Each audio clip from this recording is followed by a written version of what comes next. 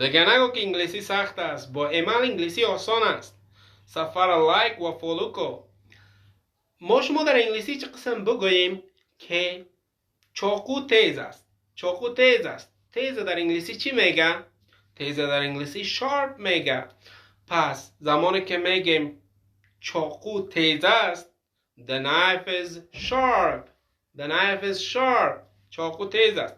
اما زمانی که ما شما بگوییم که چاقو کند است، چاقو کند است، کند در انگلیسی dull میگه. dull. the knife is dull. I'm not able to cut some things. مثلا میگیم the knife is sharp. I am able to cut everything with that knife. The knife is sharp. I'm able to cut everything with that knife. The knife is dull. I'm not able to cut something.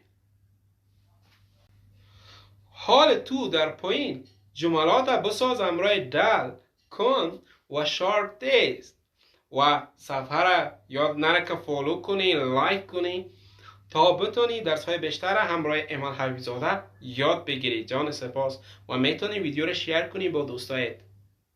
با ایمان انگلیسی آسان است.